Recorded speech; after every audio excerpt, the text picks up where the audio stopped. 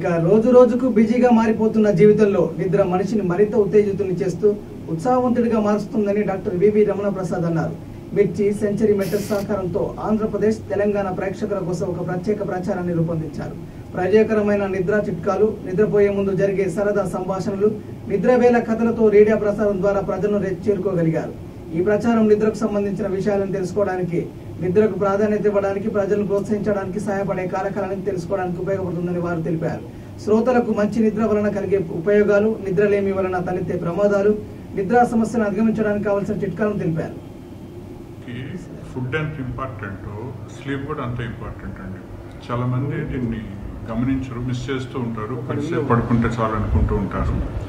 So నిద్రలో చాలా stages ఉంటాయి. దాంట్లో కానీ గమనిస్తే మనం 3rd and 4th స్టేజ్ని deep sleep అంటాం. ఈ స్లీప్లో అంతవరకు కష్టపడ్డ శరీరానికి, అంతవరకు కష్టపడ్డ అవయవాలకి, అంతవరకు కష్టపడ్డ టిష్యూస్కి బాడీ రెస్ట్ ఇచ్చే ప్రక్రియ అన్నమాట ఈ డీప్ స్లీప్ అనేది.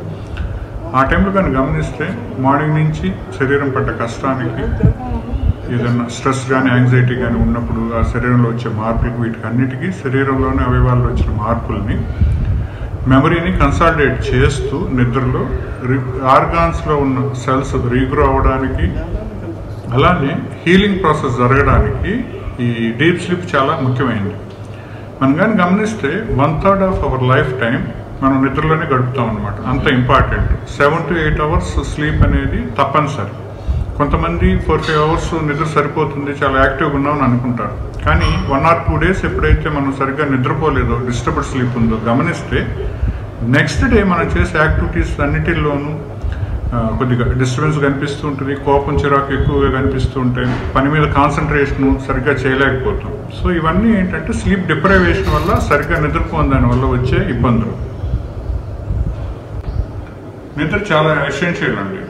ఇప్పుడు మన శరీరానికి ఫుడ్ ఎంత అవసరమో నిద్ర కూడా అంతే అవసరం. కానీ చాలామంది చిన్న లాజిక్ని మిస్ అయిపోతూ ఉంటారు.